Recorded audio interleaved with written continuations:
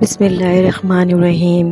السلام علیکم پیارے بچوں، welcome back to my channel ایک کہانی میری زبانی میں۔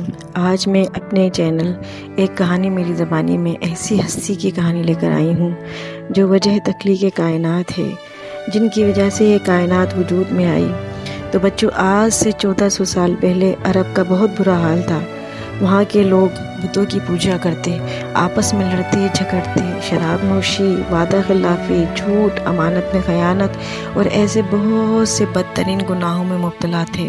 سب سے بڑھ کر گناہ جو اس زمانے میں ہوتا تھا وہ یہ تھا کہ بیٹیوں کو قتل کیا جاتا تھا، بیٹیوں کو پیدا ہوتے ساتھ مار دیا جاتا تھا اور ماں باپ کی کوئی عزت نہ تھی۔ ہر طرف ہی بدنمنی تھی، خیانت تھی، اور اس ظلمت کے اندھیرے کو مٹانے کے لیے ایک دن پیر کے روز صبح صادق کے وقت، جب سورج پوری تیاری میں تھا دنیا کو روشن کرنے کے لیے، اس وقت اللہ کے آخری نبی حضرت محمد مصطفیٰ صلی اللہ علیہ وآلہ وسلم اپنے نور کے جلووں کے ساتھ رحمت بن کر، وفا بن کر، حیا بن کر، روح اور جان بن کر اس دنیا میں تشریف لائے تو سارا عالم خوشی سے جھوم اٹھا۔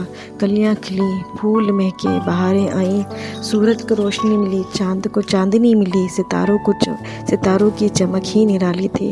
سارا عالم معطر ہے، خوش ہے، ہر چہرہ خوش ہے، شاد و آباد ہے، اور بہار پر بہار آئی جب حضرت محمد مصطفیٰ صلی اللہ علیہ وآلہ وسلم اس دنیا میں تشریف لائے۔